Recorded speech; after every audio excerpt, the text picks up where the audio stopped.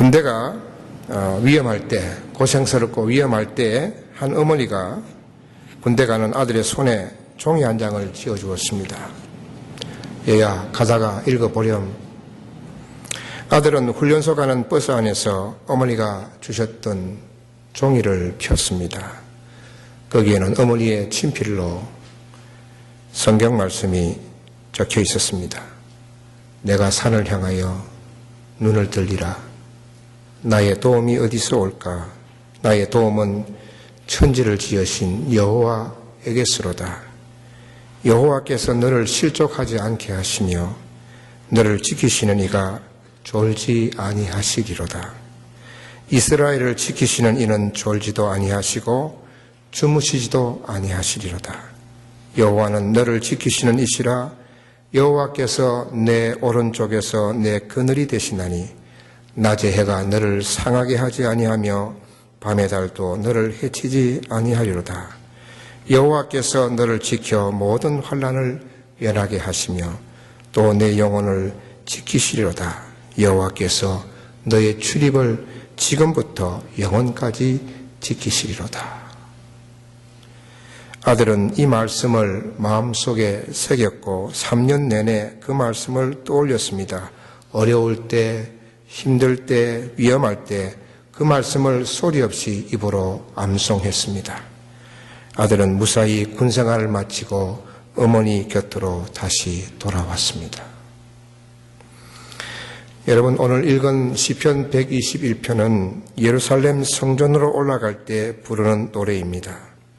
성전을 향해서 올라가면서 이 노래를 불렀습니다. 누가 지었는지 모르지만 이스라엘 백성들이 바벨론 포로에서 풀려나서 자기 고향으로 돌아갈 때 지은 시라고 합니다.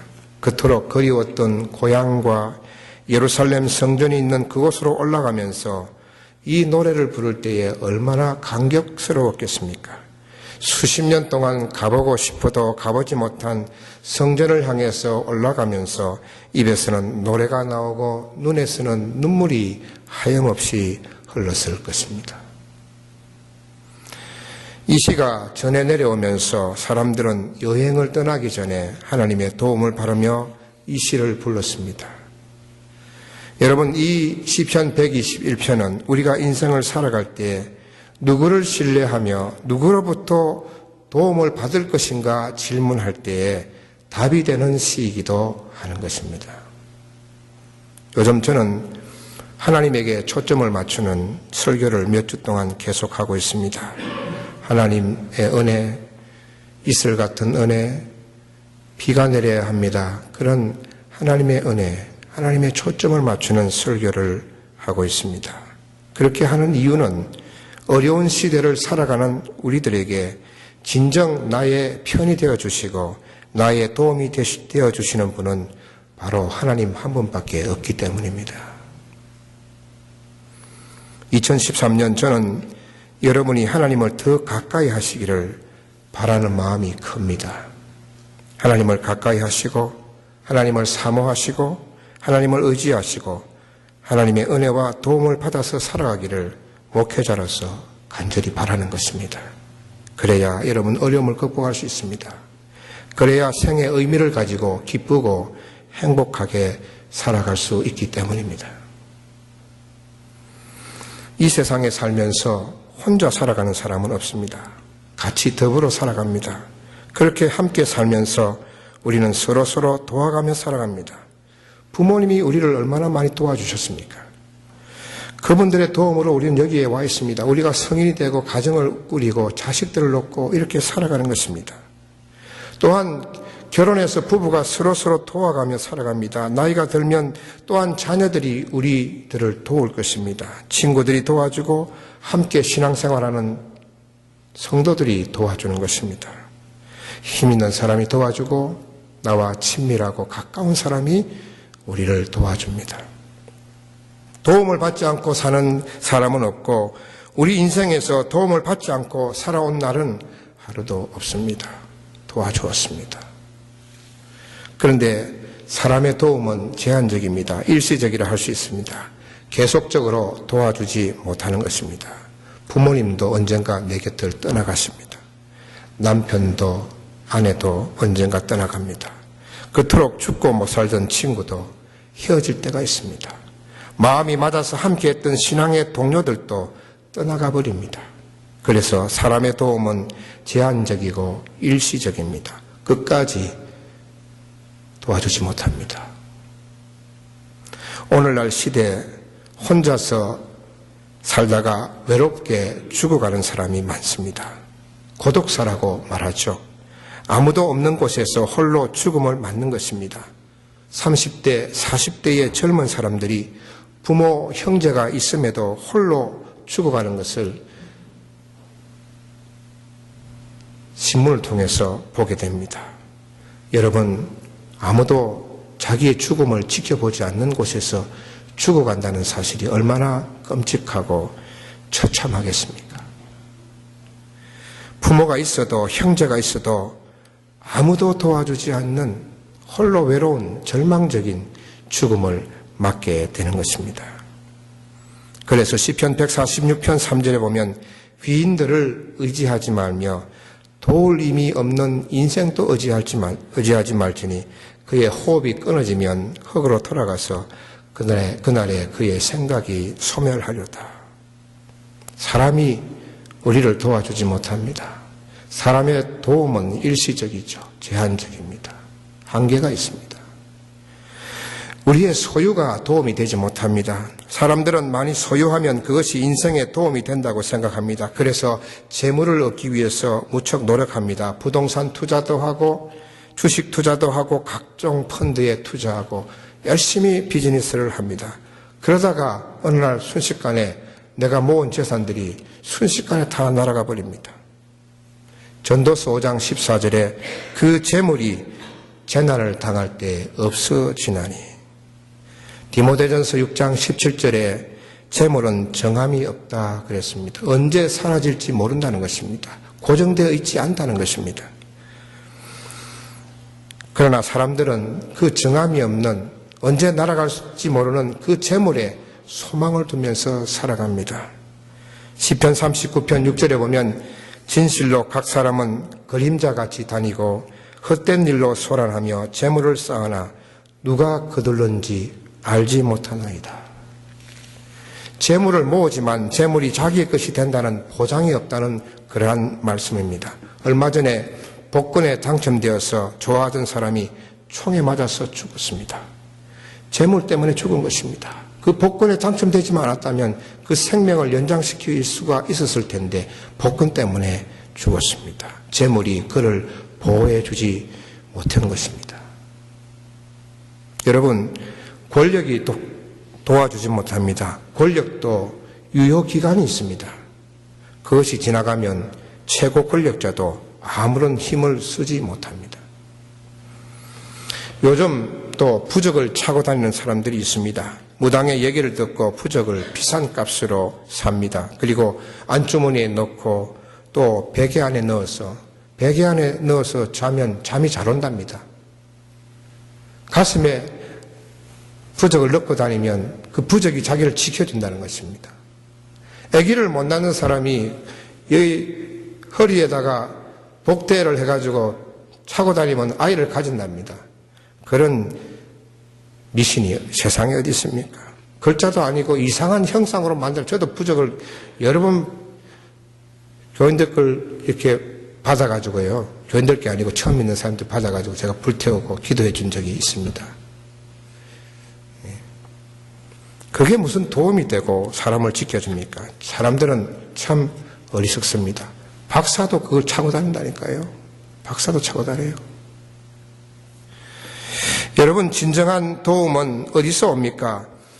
진정한 도움은 천지를 지으신 여호와에게서 오는 것입니다. 땅과 하늘을 만드시고 온 세상을 만드신 하나님, 사람을 창조하신 하나님께서 우리에게 진정한 도움이 되십니다.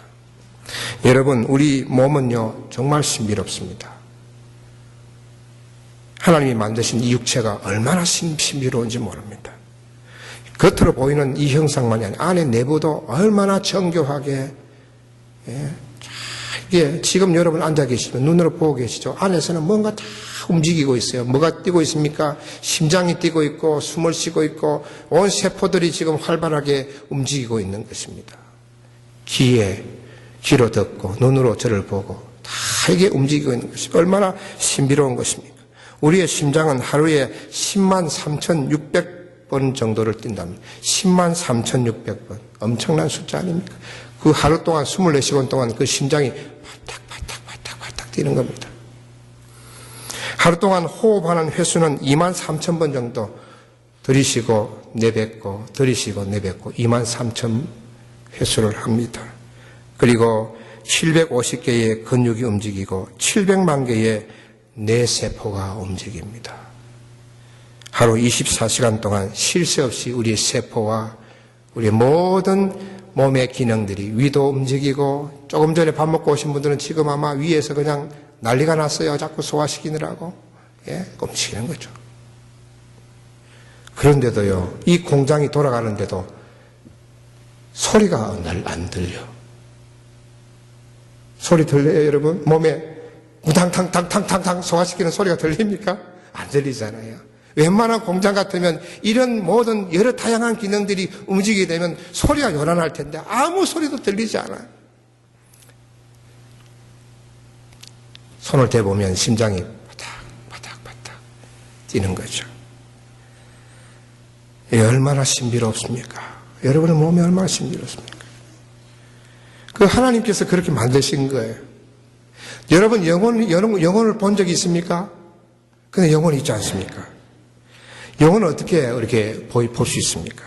인간의 과학으로 영혼이 무엇이다 명확하게 내놓은 사람이 있습니까? 영혼 또한 우리의 몸보다 더 신비로운 영역입니다. 이 우리의 육체와 이렇게 신비로운 육체와 우리 영혼을 하나님께서 만드신 거예요.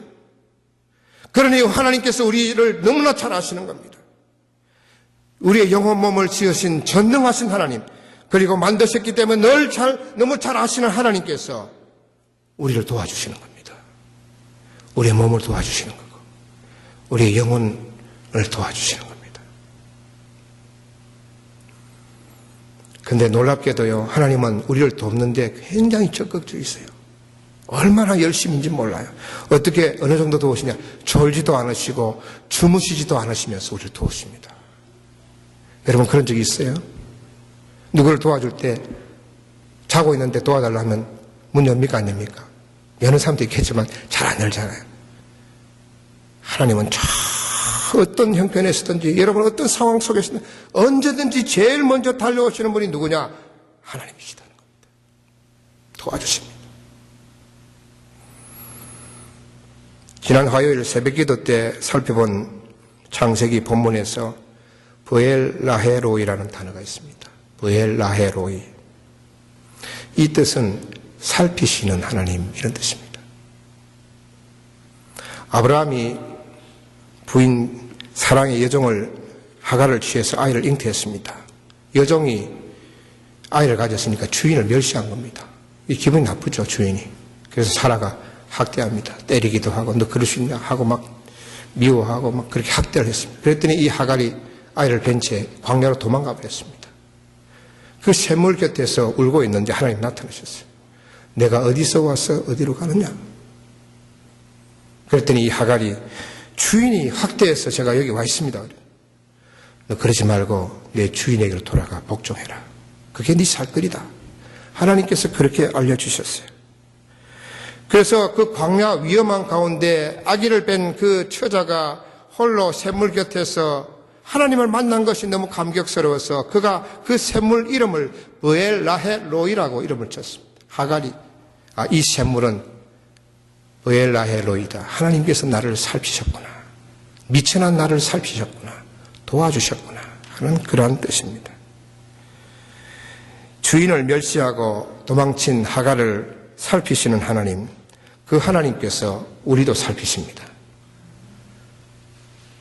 시편 39편에 보면 여호와여 주께서 나를 살펴보셨으므로 나를 아시나이다.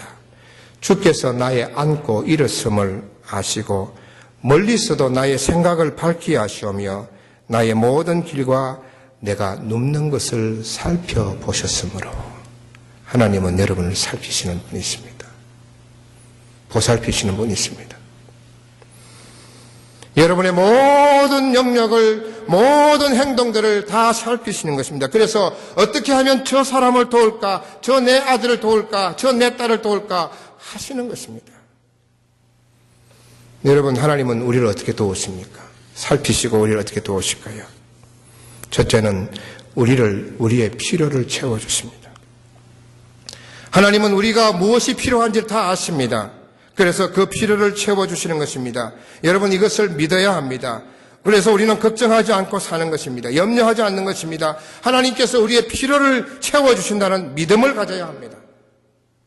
두 번째는 우리를 지키십니다. 보호하십니다.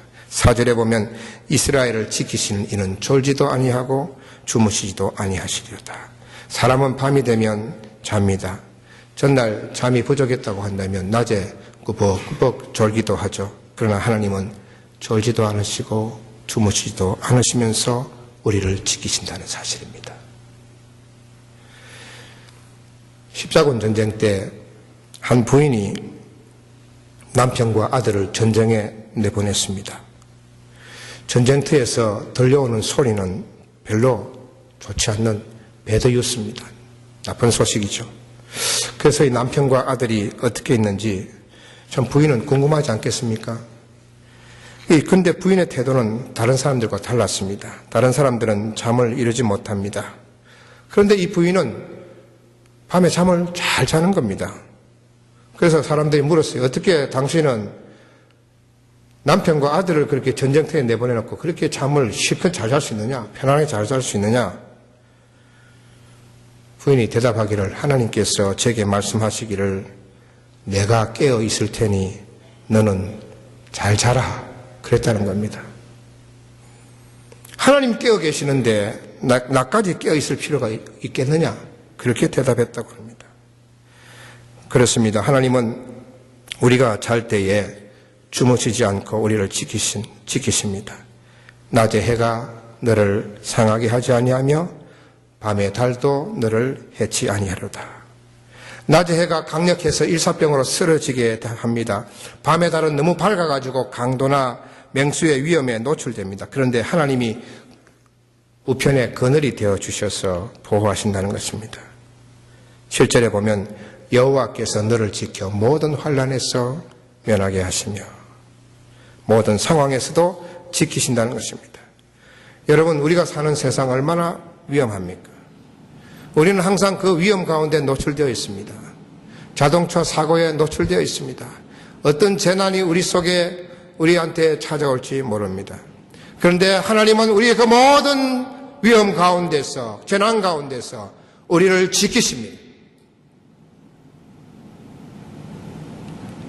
내 영혼을 지키시리로다. 우리의 육체뿐만 아니라 우리의 영혼까지도 지키십니다. 여러분, 우리의 육체의 위협뿐만 아니라 이 영혼의 위협도 얼마나 엄청납니까? 우리의 정신을 쇠약하게 합니다.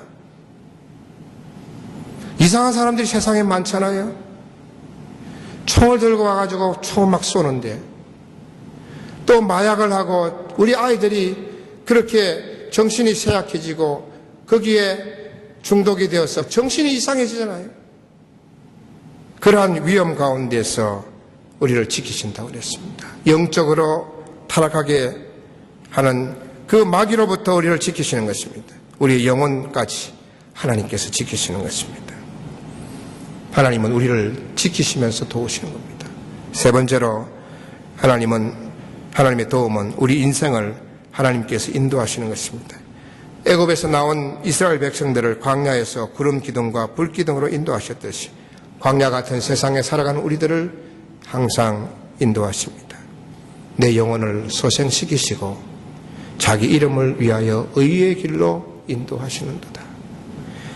이 하나님은 영원히 우리 하나님이시니 그가 우리를 죽을 때까지 인도하시리로다. 사랑하는 성도 여러분, 하나님은 우리를 인도하십니다. 우리가 지금 살아있는 지금부터 하나님의 나라에 갈 때까지 우리를 인도하실 것입니다. 우리 인생, 여러분들의 인생을 인도하실 것입니다. 사랑하는 성도 여러분, 하나님은 우리를 도우십니다. 우리를 우리의 필요를 채워주시고 우리를 지키시고 우리 인생을 인도하십니다. 그런데 하나님의 도움을 받기 위해서 우리가 할 일이 있습니다.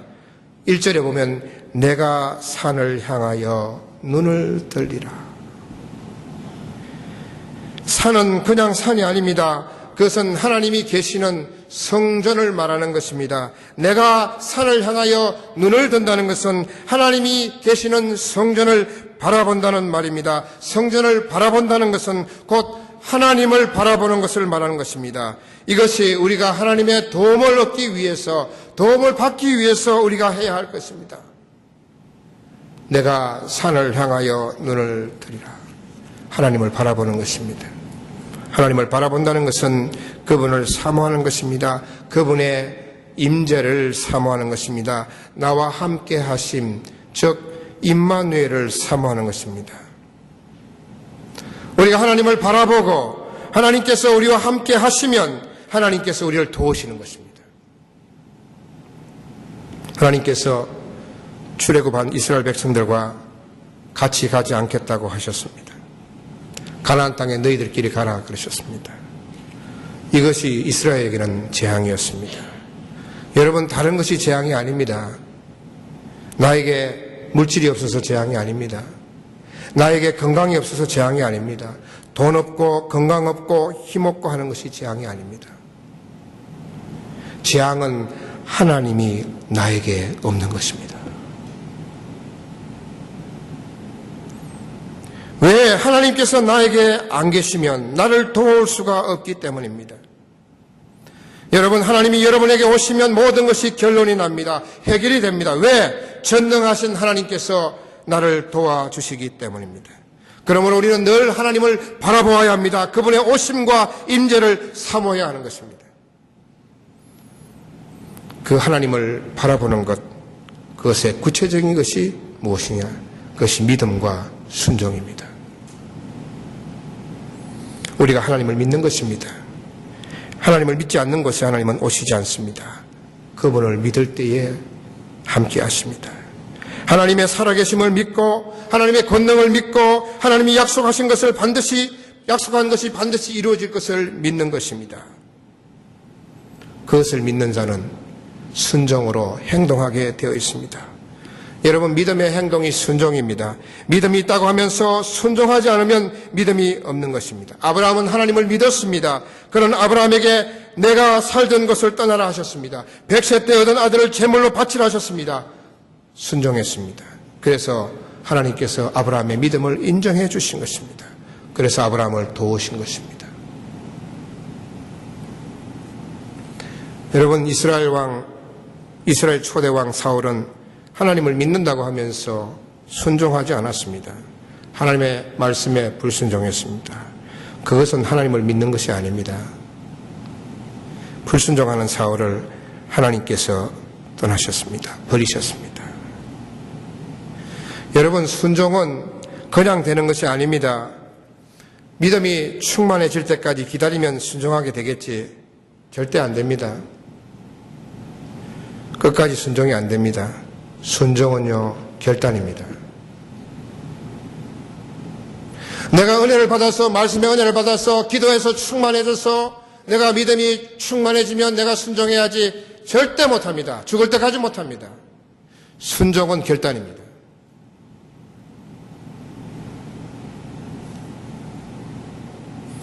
하나님께서 아브라함에게 아들을 바치라 했을 때 그는 머뭇거리지 않았습니다. 제가 좀 믿음이 약했어요. 하나님, 제가 아들 100세 때 얻은 아들인데 좀 믿음이 너무 약해서 조금 더 믿음이 강해지면 바치겠습니다. 그러지 않았습니다. 즉각적으로 예, 알겠습니다. 순종했습니다. 결단입니다. 여러분, 사사기 다음에 룻이라고 나오죠. 룻은 이스라엘 여인이 아닙니다. 모압 여인입니다. 그런데 그가 이스라엘 남자를 만나서 사랑해서 결혼을 하게 되었고, 사랑했지만은 결국은 남편이 금세 죽었습니다. 시어머니만 남았습니다. 그 시어머니가 그 나오미에게 짐이 될까 싶어가지고 너 친정으로 돌아가라. 모압으로 돌아가라. 다시 제2의 인생을 살라. 그렇게 기회를 주었습니다. 그러나 룻은 그렇게 하지 않았습니다. 어머니가 가시는 곳에 나도 가고, 어머니의 백성이 나의 백성이 되고, 어머니의 하나님이 나의 하나님이 되시며, 어머니가 죽는 곳에 내가 죽겠습니다. 시어머니를 떠나서 새로운 삶을 살 수 있는 기회가 있었지만 룻은 가난하고 늙은 어머니를, 미래가 전혀 보이지 않는 캄캄한 그 길을 결단했습니다. 결단하고 택했습니다. 결단했을 때에 하나님께서 그를 축복해 주셨습니다. 순종은 결단입니다. 믿음이 채워질 때까지 내가 그때 채워지면 순종해야지 절대 못합니다. 여러분, 순종은 바로 결단입니다. 내가 하나님을 믿는다고 한다면, 내가 하나님을 믿는다고 한다면, 하나님께서 나와 함께 하신다는 것을 믿는다고 한다면 바로 결단하는 것입니다. 그게 순종입니다. 행하는 것입니다. 여러분, 순종은 결단이요, 적당하게 대충 하는 것이 아니요, 거기에 올인하는 것입니다. 하나님께 온전히 결단할 때에 하나님 우리를 도우십니다. 오바마 대통령 취임 선서에서 오바마 대통령은 링컨 대통령이 사용하던 성경과 마틴 루터 킹 목사가 사용하던 성경 두 권 위에 손을 얹고 선서를 했습니다. 그 대통령 선서 마지막에, 그게 공식적인 문장은 아니지만 선서 마지막에 So help me God, 하나님 도와주십시오, 그것으로 끝을 맺었습니다. 내가 대통령으로서 법을 지키고 백성들을, 나라를 지키고 나라를 위해서 헌신하고 한다 하더라도 내 힘으로 하지 않게 하시고 하나님 나를 도와주시옵소서. So help me God, 하나님 나를 도와주시옵소서. 그래야 이 땅을 다스릴 수가 있겠습니다. 제대로 이 나라를 치리할 수가 있겠습니다. 그렇게 말한 것입니다. 하나님이 도우셔서 세운 이 미국이 지금까지 하나님의 도움으로 여기까지 왔습니다. 앞으로도 도와주십시오. 그런 기도인 것입니다. 나라도, 교회도, 여러분의 가정도, 자녀들도, 사업과 직장도 하나님이 도우셔야 합니다. 그래야 채워지고 보호를 받고 인도함을 받는 것입니다. 여러분, 하나님을 바라보시기 바랍니다. 그분을 사모하세요. 그분의 임재를 구하세요. 그것은 하나님을 믿고 순종하는 것입니다. 모든 일에 여러분 순종의 결단을 하시기를 바랍니다. 내가 예배 시간도 결단하세요. 내가 헌금 생활도 결단하세요. 내가 봉사하는 것도 결단하세요. 내가 말씀을 지키는 것도 결단하세요. 하나님을 믿는다고 한다면 순종의 결단이 내 삶 속에 있어야 하는 것입니다. 그래서 올해 2013년 하나님께서 여러분과 여러분의 가정과 여러분의 직장과 비즈니스와 여러분의 자녀들을 도우시는 그런 한 해가 되시기를 간절히 축원합니다. 기도하겠습니다. 하나님, 사람이 나를 도와주지 못하고 돈이 나를 도와주지 못하고 권력이 나를 도와주지 못합니다. 내가 가지고 있는 훌륭한 직장이, 비즈니스가 나를 영원히 도와주지 못합니다. 오직 우리를 지금부터 영원까지 도와주실 수 있는 분은 하나님밖에 없습니다. 올 한 해 2013년 하나님 없이 우리가 어떻게 살아갈 수 있겠습니까? 하나님 없는 삶을 살지 않게 해 주옵소서. 세상에 사람들이 떠나가고 내 사랑하는 친구도 떠나가고 부모도 떠나가지만 하나님은 나를 버리지 마시옵소서. 나와 함께하여 주옵소서. 하나님을 바라보겠습니다. 하나님을 사모합니다. 하나님 나와 함께하시며 나를 도와 주옵소서. 감사하고 예수님의 이름으로 기도하옵나이다. 아멘.